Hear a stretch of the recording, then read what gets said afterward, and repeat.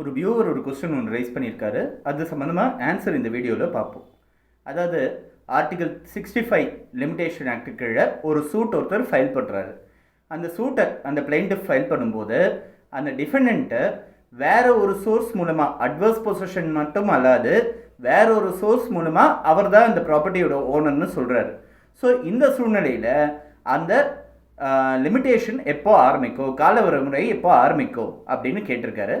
இது சம்மந்தமாக நம்ம இந்த வீடியோவில் ஆன்சர் பார்ப்போம். இது சம்மந்தமாக ஒரு லிமிட்டேஷன் எப்போ ஆரம்பிக்கும், இந்த மாதிரி கேசஸில் அட்வர்ஸ் பொசிஷன் கேசஸில் லிமிட்டேஷன் எப்போ ஆரம்பிக்கும்ன்றது சம்மந்தமாக ஒரு சுப்ரீம் கோர்ட் ஜட்ஜ்மெண்ட்டை பற்றியும் நம்ம இந்த கேஸில் நம்ம இந்த வீடியோவில் நம்ம பார்ப்போம்.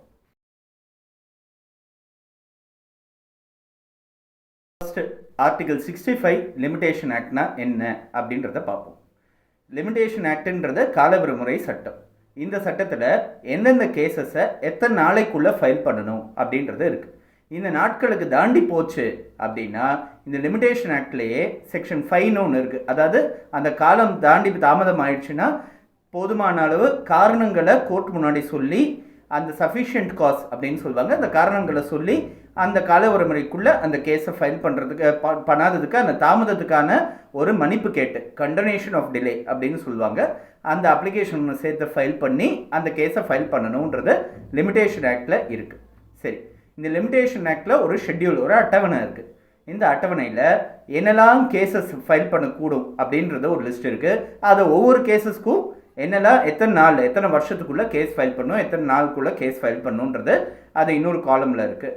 அந்த நாள் கணக்கு எண்ணிலேருந்து ஆரம்பிக்கிறதுன்றது 3வது காலமில் இருக்குது. ஸோ இப்படி பார்க்கும்போது 65வது ஆர்டிக்கல், அதில் 65வது பாயிண்ட் பார்த்தோம்னா ஒரு சூட்டு பொசிஷனை ரிகவர் பண்ணுறதுக்காக, ஒரு ப்ராப்பர்ட்டியோட உடைமையை ரிகவர் பண்ணுறதுக்காகவும் or any interest based on the title, அதாவது அந்த ப்ராப்பர்ட்டியோட அந்த உரிமை பேஸ் பண்ணப்பட்ட எந்த விதமான பாத்தியதையாக இருந்தாலும் அதை மீட் எடுக்கிறதுக்காக, அது பொசிஷனை சேர்த்து அந்த ப்ராப்பர்ட்டியோட உரிமையை சேர்ந்த எந்த பாத்தியதையும் மீட் எடுக்கிறதுக்காக ஃபைல் பண்ணக்கூடிய ஒரு வழக்குக்கு எத்தனை நாள் கால வரைமுறைன்னு பார்த்தா 12 வருஷத்துக்குள்ள கேஸ் ஃபைல் பண்ணணும். இந்த 12 வருஷத்துக்குள்ள அப்படின்றது, இந்த 12 வருஷம் எப்போ ஆரம்பிக்கும்னா எதிர்த்தரப்பினர் இவருக்கு அகெயின்ஸ்டா அந்த position held by the defendant becomes adverse against the plaintiff, அப்போ தான் ஆரம்பிக்கும். அதாவது இவருக்கு எதிராக அவர் எப்போத்துலேருந்து அந்த உரிமையை அந்த பொசிஷனை வச்சுட்டு இருக்காரு அப்படின்றதுலேருந்து ஆரம்பிக்கும். நம்ம ஏற்கனவே அட்வர்ஸ் பொசிஷன்னா என்னன்றதை பார்த்தோம். அட்வர்ஸ் பொசிஷன்னா ஒருத்தர் இன்னொருத்தரோட சொத்துல open peaceful continuous and uninterrupted position, அதாவது வேற ஒருத்தரோட சொத்தாக கூட இருக்கலாம், ஓனர் அவராக கூட இல்லாமல் இருக்கலாம். ஆனால் எதிர்த்தரப்பினருக்கு எதிராக, அதாவது அந்த ப்ராப்பர்ட்டியோட ஓனருக்கு எதிராக ஹாஸ்டைலாக அந்த ப்ராப்பர்ட்டியோட பொசிஷனை வச்சுக்கிட்டு ஓப்பனாக பகிரங்கமாக அந்த ப்ராப்பர்ட்டியோட உடைமையிலேயே அவர் 12 வருஷம் கண்டினியூஸாக இருந்தார். அந்த ப்ராப்பர்ட்டியோட ஓனரே எதையும் தட்டி கேட்கல 12 வருஷத்துக்குன்னா 12 வருஷம் கழிஞ்சு போன அப்புறம் அந்த ப்ராப்பர்ட்டியோட ஓனர் அந்த ஆக்கிரமிப்பு செஞ்சவர், அந்த என்க்ரோச்சர், அந்த ட்ரெஸ்பாசரை ஆயிடுவார் அப்படின்றது அட்வர்ஸ் பொசிஷன். ஸோ ஒரு 12 வருஷத்துக்கு மேலே ஒருத்தர் இந்த ப்ராப்பர்ட்டியிலேயே இருந்துருக்காரு. 12 வருஷமாக யாரும் எந்த விதமான கேள்வியும் கேட்கல, 12 வருஷத்துமா இருந்திருக்காரு, அதுக்கு மேலே இருக்காருன்னா அவர் தான் அந்த ப்ராப்பர்ட்டியோட ஓனர்ன்றது ஆயிடுறது. ஸோ இதுலேருந்து டெரிவேட்டிவ் தான். ஏன்னா 12 வருஷத்துக்குள்ளே கேஸ் ஃபைல் பண்ணணும். 12 வருஷத்துக்குள்ளே கேஸ் ஃபைல் பண்ணனா இவர் இந்த ப்ராப்பர்ட்டியோட ஓனர் ஆயிடுறாருன்னு சொல்லி இந்த அட்வர்ஸ் பொசிஷன்ற ஒரு கான்செப்ட் இந்த பிரிவு ஆர்டிகல் 65லேருந்து ஒரு டெரிவேட்டிவ் தான். இப்போது நம்மக்கிட்ட கேட்கப்பட்ட கொஸ்டின் என்னென்னு நம்ம பார்ப்போம். இந்த ஆர்டிகல் 65 கீழே ஒருத்தர் கேஸ் ஃபைல் பண்ணுறாரு, ஒரு பிளைண்டிஃப் வாதி ஒரு கேஸ் ஃபைல் பண்ணுறாரு. டிஃபெண்டன்டோட டிஃபென்ஸ் என்னென்னா, எனக்கு வேற ஒருத்தர் மூலமாக எனக்கு டைட்டில் வந்தது, அதனால அந்த டைட்டிலோட யாருக்கு சொந்தன்றதை வேற ஒரு சோர்ஸ் மூலமாக எனக்கு டைட்டில் வந்தது, நான் தான் இந்த ப்ராப்பர்ட்டியோட ஓனர், நீங்கள் கிடையாது. அது மட்டும் இல்லாமல் நான் ரொம்ப நாளாக இந்த ப்ராப்பர்ட்டியில் தங்கிட்டு வரேன், பொசிஷன்லேயே இருக்கேன் அப்படின்னு சொல்லிட்டு டிஃபெண்டன்ட் சொல்கிறாரு. ஸோ அப்படி இருக்கும் பட்சத்தில் இதை எப்படி கணக்கு எடுத்துக்கிறது, எண்ணிலேருந்து அந்த அட்வர்ஸ் பொசிஷன் ஆரம்பிக்கிறது அப்படின்றத கேட்குறாரு. ஃபர்ஸ்ட் ஆஃப் ஆல் இதில் 2 விஷயத்துக்கு கேஸ் ஃபைல் பண்ணுறீங்க. ஒன்று பொசிஷனுக்காக, அதாவது அதை உடைமையை மீட் எடுக்கிறதுக்காக. ரெண்டாவது any interest accruing from the title, அதாவது அந்த உரிமையிலேருந்து வரக்கூடிய ஏதாவது ஒரு பாத்தியதைக்காக. என்னதுக்காக, நான் தான் இந்த ப்ராப்பர்ட்டியோட ஓனர் அப்படின்னு சொல்கிறதுக்காக. யார் ஓனருன்றது டிஸ்பியூட்டு, அதுக்கு தனியாக 2 பேர் 2 விதமான டாக்குமெண்ட்ஸ் கொண்டு வருங்க. ஆனால் யார் பொசிஷன்றதில் இருக்காருன்றது பார்த்தா அது டிஸ்பியூட் இல்லை, எதிர்த்தரப்பினர் தான் பொசிஷனில் இருக்கார். ஸோ எப்போத்துலேருந்து அந்த எதிர்த்தரப்பினர் வந்து அந்த ப்ராப்பர்ட்டியோட பொசிஷனுக்கு வர ஆரம்பித்தாரோ அன்னிலேருந்து 12 வருஷத்துக்குள்ளே கேஸ் ஃபைல் பண்ணும். From the date and which the position has become adverse to that of the plaintiff. அதாவது வாதியோட ஒரு விருப்பத்துக்கு எதிர்மாறாக அந்த எதிர்த்தரப்பினர் வந்து அந்த பிரதிவாதி வந்து அந்த ப்ராப்பர்ட்டியில் வந்து உடைமையில் இருக்கார் அப்படின்றது நாள்லேருந்து 12 வருஷத்துக்குள்ளே கேஸ் ஃபைல் பண்ணணுன்றது இந்த சட்டத்தில் இருக்குது. ஸோ அவர் எப்போத்துலேருந்து பொசிஷனில் இருக்காருன்றது தான் கணக்கே தவிர்த்து இதுக்கு வந்து டைட்டிலை கொஸ்டின் பண்ணுறாங்க, எனக்கு வேற ஒரு சோர்ஸ் மூலமாக டைட்டில் வந்ததுன்னு சொல்லி அவரோட அட்வர்ஸ் பொசிஷனை அவரோட பொசிஷனை அவர் டிஃபெண்ட் பண்ணிட்டாலும் கூட இந்த லிமிட்டேஷன் ஆஸ்பெக்டை பொறுத்த வரைக்கும் என்னிலேருந்து அவர் பொசிஷனில் இருக்காருன்றது தான் கணக்குன்றதை நம்ம பார்க்கணும். சரி, இதில் நம்ம பார்க்கும்போது இந்த விஷயத்தை நம்ம பார்க்கும்போது என்னிலேருந்து பொசிஷனில் இருக்காரு அப்படின்றத கணக்குன்றதை பார்க்கும்போது 2018 நடந்த ஒரு முக்கியமான ஒரு சுப்ரீம் கோர்ட் கேஸை பற்றி பார்ப்போம். ஆனரபிள் ஜஸ்டிஸ் NV ரமணாவோட பெஞ்ச் அடங்கிய ஒரு முக்கியமான ஒரு சுப்ரீம் கோர்ட் கேஸை பற்றி இப்போ நம்ம பார்ப்போம். இந்த கேஸோட பேர் ராம் நகீனா ராய் வர்சஸ் டியோ குமார் ராய். 2018 வந்த ஒரு supreme court judgment, honourable justice NV ரமணாவோட ஜட்ஜ்மெண்ட். இந்த கேஸோட ஃபேக்ட்ஸ் ப்ரீஃபாக நம்ம பார்த்தோன்னா, வாதி பிளைன்டிஃப் இருக்கார், அவரோட ஆன்சஸ்டர்ஸ், அவரோட தாத்தா அந்த பரம்பரை இருக்குது, வம்சாவளி இருக்காங்க. அவங்க என்ன பண்ணிடுறாங்க, இன்னும் பிரதிவாதியோட ஆன்சஸ்டர்ஸும் அவங்களும் ஃப்ரெண்ட்ஸ், ஒரு குடும்பத்தை ஃபேமிலி ஃப்ரெண்ட்ஸ் மாதிரி இருக்காங்க, ரிலேட்டட் கிடையாது, ஃப்ரெண்ட்ஸ். இவர் என்ன பண்ணிடுறாரு, ஒரு வீடு ஒன்று இருக்குது, வீட்டோட பொசிஷன் வந்து இந்த பிரதிவாதியோட வம்சாவளி தாத்தாக்கோ யாருக்கோ கொடுத்துட்றாங்க. நீங்கள் இதை யூஸ் பண்ணிக்கோங்க, இந்த வீட்டில் இருந்துக்கங்கன்னு கொடுத்துட்றாங்க.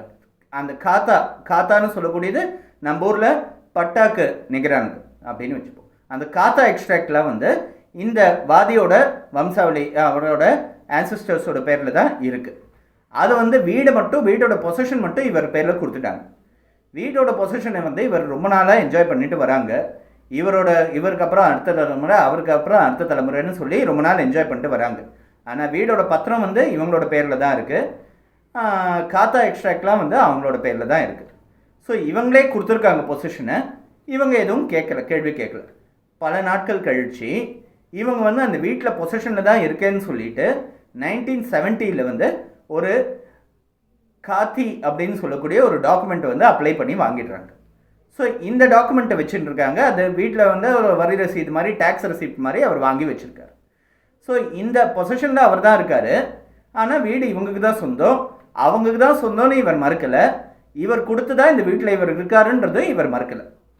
இது நடக்கும்போது இவங்களோட ஆன்சிஸ்டர்ஸ்ன்றதுனால அந்த வீட்டோட ஓனர்ஷிப்பை எங்களுக்கு திரும்பி வேணும் அப்படின்றதுக்காக கேஸ் ஃபைல் பண்ணுறாங்க. போய் சொல்லி பார்த்தாங்க, அவங்க காலி பண்ணுற மாதிரி இல்லை, கேஸ் ஃபைல் பண்ணுறாங்க கோர்ட்டில் கேஸ் ஃபைல் பண்ணும்போது இந்த வீட்டில் இருக்கிறவங்க, குடியிருக்கிறவங்களோட டிஃபென்ஸ் என்னென்னா, பல வருஷ காலங்கள்னா நான் தான் இங்கே இருக்கேன், 12 வருஷத்துக்கு முன்னாடியே இந்த பொசிஷன் எனக்கு கொடுக்கப்பட்டிருக்கு, இந்த பொசிஷன் எனக்கு கொடுக்கப்பட்டதுலேருந்து நான் தான் இங்கே இருக்கேன், அதில் எந்த விதமான இதுவும் இல்லை, எந்த விதமான கேப்பும் இல்லை, நான் இங்கே இருக்கிற காலகட்டத்தில் எந்த கேப்லேயும் நான் திரும்பி வாங்கி அந்த மாதிரி எந்த விதமான சம்பவமும் நடக்கலை. அப்படி இருக்கச்சே இந்த அட்வர்ஸ் பொசிஷன் எனக்கு கிடச்சிருக்கு, அது மூலமாக எனக்கு டைட்டில் கிடச்சிருக்கு, இவங்களால எங்களை வெளியேற்ற முடியாது. அவங்க தான் ஓனர், உண்மையிலே ஆரம்பத்தில் அவர் தான் ஓனர். ஆனால் இப்போ அட்வர்ஸ் பொசிஷன் மூலமாக எங்களுக்கு ஓனர்ஷிப் கிடச்சிருக்கு, எங்களை வெளியேற்றுறதுக்கான அதிகாரம் இவங்களுக்கு கிடையாது அப்படின்னு சொல்லி அந்த வீட்டில் இருக்கிற பிரதிவாதிகள், எதிர்த்தரப்பினர்கள் சொல்லிடுறாங்க. ஸோ இதுதான் சிச்சுவேஷன். இப்போது இந்த அட்வர்ஸ் பொசிஷனை பேஸ் பண்ணி இந்த டிஃபென்ஸை எடுத்ததுலேருந்து ட்ரையல் கோர்ட்டில் இவங்க தான் ஓனருன்றதுனால இவங்களுக்கு சாதகமாக தீர்ப்பு ஆனாலும் கூட டிஸ்ட்ரிக்ட் கோர்ட்டில் அந்த தீர்ப்பை வந்து ரிவர்ஸ் பண்ணி இந்த பிரதிவாதிகளுக்கு சாதகமாக தான் கொடுத்துருக்காங்க. ஏன்னா 12 வருஷம் லிமிடேஷன் முடிஞ்சு போச்சுன்றதுனால பிரதிவாதிகளுக்கு சாதகமாக கொடுத்துருக்காங்க. ஹைகோர்ட்லேயும் பிரதிவாதிகளுக்கு சாதகமாக கொடுத்துருக்காங்க. அதுக்கப்புறம் அந்த கேஸு சுப்ரீம் கோர்ட்டோட பார்வைக்கு வருது. ஸோ இதுதான் சிச்சுவேஷன். இப்போது அட்வர்ஸ் பொசிஷன் இவங்களுக்கு இருக்கா இல்லையான்றது தான் கேள்வி. ஏன்னா பொசிஷனை வந்து அவங்க வந்து அட்வர்ஸாக எடுக்கலை, அதாவது அவங்க விருப்பத்துக்கு எதிர்மாறாக எடுக்கலை, அவங்களுக்கு தெரிஞ்சு இவங்களோட அனுமதியோடு தான் அந்த பொசிஷன் எடுத்திருக்காங்க அப்படி இருக்கும்போது இந்த அட்வர்ஸ் பொசிஷன்ற அந்த டிஃபென்ஸு இவங்களுக்கு இருக்கா இல்லையான்ற ஒரு கேள்வி தான் சுப்ரீம் கோர்ட் முன்னாடி வந்தது. இல்லை சுப்ரீம் கோர்ட் வந்து பல கேசஸ் பழைய கேசஸ்லாம் பார்த்து ஒரே ஒரு ஜட்ஜ்மெண்ட்டுக்கு வந்திருக்காங்க. ரொம்ப முக்கியமாக அட்வர்ஸ் பொசிஷனில் இருக்க வேண்டியது 3 ingredients: nec vi, nec clam, nec precario. அதாவது எந்த விதமான ஃபோர்ஸும் இல்லாமல், ஃபோர்ஸ் பண்ணி அவர் வந்து யாரையும் வெளியேற்றி அவர் அந்த வீட்டில் இல்லாமல், நெக் கிளாம் வித்தவுட் சீக்ரஸி, அதாவது பகிரங்கமான ஓப்பனான ஒரு பொசிஷன், எந்த விதமான ஒளிவு மறைவு இல்லாமல், அதாவது வீட்டை கதவை போட்டு வீட்டுக்குள்ளே இருந்துட்டு அந்த வீடு காலியாக இருக்குன்னு எல்லாரும் நினச்சிட்டு இருக்கும்போது அவர் 12 வருஷமாக நான் தான் இங்கே இருக்கேன்னு சொல்லிட்டு உள்ளேருந்து ஒருத்தர் வெளில வர்றாருன்னா அது கணக்கு கிடையாது. Without secrecy, first without force, second வந்து வித்தவுட் சீக்ரஸி. மூணாவது நெக் ப்ரிகாரியோ, அதாவது வித்தவுட் பர்மிஷன், அதாவது ஓனரோட அனுமதி கேட்டு அங்கே வரல, அவர் ஓனரோட விருப்பத்துக்கு எதிர்மாறாக அவர் வந்து அங்கே இருக்கார், 12 வருஷமாக அங்கே இருக்கார், ஓனர் எந்த விதமான கேள்வியும் கேட்கல, அப்படி இருந்தால் நெக் ப்ரிகாரியோ. ஸோ இந்த 3 இன்க்ரீடியன்ஸும் இருந்தது அப்படின்னா அது அட்வர்ஸ் பொசிஷன், இல்லைன்னா இல்லை. ஸோ அந்த இன்க்ரீடியன்ஸும் 3 சேர்ந்து இருந்த நாள்லேருந்து அந்த டைம்லைன் கவுண்டவுன் வந்து ஸ்டார்ட் ஆகிடுது. அந்த 3 இன்க்ரீடியன்ஸும் சேர்ந்து வந்த நாள்லேருந்து 12 வருஷத்துக்குள்ள வாதி கேஸ் ஃபைல் பண்ணார்னா அதை ஏற்றுக்கலாம். அந்த 3 இன்க்ரீடியன்ஸும் சேர்ந்து வந்து 12 வருஷத்துக்குள்ள வாதி கேஸ் ஃபைல் பண்ணல அப்படின்னா இது அட்வர்ஸ் பொசிஷன் கிடையாது அப்படின்னு சொல்லி அட்வர்ஸ் பொசிஷன் டிஃபென்ஸ் வந்து இவங்களுக்கு வந்துடும் அப்படின்னு சொல்லி சுப்ரீம் கோர்ட் வந்து தீர்ப்பு சொல்லியிருக்காங்க. ஸோ இந்த பர்டிகுலர் கேஸில் பார்த்தோம்னா அவங்களோட பர்மிஷனோட தான் இந்த வீட்டில் இருந்துக்குங்க அப்படின்னு சொல்லி சொல்லப்பட்டிருக்கு. இவங்ககிட்ட இந்த பர்மிஷன் வாங்கிட்டு தான் இந்த வீட்டில் இருக்காங்கன்றதுனால இந்த அட்வர்ஸ் பொசிஷன் டிஃபென்ஸை இவங்க எடுக்க முடியாது. 3வது இன்க்ரீடியன்ட் நெக் ப்ரிகாரியோ அப்படின்றது இந்த கேஸில் இல்லை அப்படின்னு சொல்லி சுப்ரீம் கோர்ட் ஒரு ஜட்ஜ்மெண்ட் ஒன்று கொடுத்துருக்காங்க. ஸோ இது வந்து ஒரு கிளாரிட்டி ஒன்று கொடுக்குறது, இந்த அட்வர்ஸ் பொசிஷன் எப்போ ஆரம்பிக்கிறது அப்படின்றதுக்கு. எதிர்த்தரப்பினர் அந்த வாதியோட விருப்பத்துக்கு எதிர்மாறாக அவரோட பர்மிஷன் இல்லாமல், பகிரங்கமாக சீக்கிரசி இல்லாமல், ஃபோர்ஸ் இல்லாமல், வற்புறுத்தலை உள்ள இருக்கிறவங்க வெளியேற்றிட்டு அவங்க போய் உட்காராமல் ஒருத்தர் வந்து போய் ஒரு பொசிஷனில் இருக்காரு அப்படின்னா அது ஆட்டோமேட்டிக்காக அட்வர்ஸ் பொசிஷன் 12 வருஷத்தில் ஆகிடுறது. அப்போதுலேருந்து ஆரம்பிக்கிறது, இந்த 3 இன்க்ரீடியன்ஸும் இருக்கிறதுலேருந்து 12 வருஷத்துக்குள்ளே அந்த அட்வர்ஸ் பொசிஷனாக ஃபுல்ஃபில் ஆகிடுறது. ஸோ அந்த டைம் பீரியடுக்குள்ளே அவங்க பொசிஷனை ப்ரொடெஸ்ட் பண்ணணும். ப்ரொடெஸ்ட் பண்ணுறதுக்கு நிறைய வழி இருக்குது. சிவில் கேஸும் எடுக்கலாம், கிரிமினல் கேஸும் எடுக்கலாம். அந்த பொசிஷனில் ஒரு பிரேக் ஒன்று க்ரியேட் பண்ணிட்டா போதும். ஸோ இதுதான் அட்வர்ஸ் பொசிஷன் எப்போ ஆரம்பிக்கிறதுன்றதுக்கான கணக்கு. நம்ம இப்போ வியூவர் கேட்ட கொஸ்டினுக்கு திரும்பி வந்தோன்னா அவர் டிக்ளரேட்டரி டைட்டில் அவருக்கு இருக்குன்றதுனால, அவருக்கு வேற ஒரு சோர்ஸ் ஆஃப் அந்த டைட்டில் இருக்குன்றதுனால அவருக்கு எப்போ அட்வர்ஸ் பொசிஷன் ஆரம்பிக்கிறது அப்படின்னு கேட்குறாரு. ஸோ இதுக்கும் அதுக்கும் சம்மந்தம் இல்லை. பொசிஷனை பொறுத்த வரைக்கும் இந்த 3 இன்க்ரீடியன்ஸ் இருந்ததுலேருந்து 12 வருஷத்துக்குள்ளே ஃபைல் பண்ணணுன்றது தான் கணக்குன்றதை நம்ம தெரிஞ்சுக்கணும்.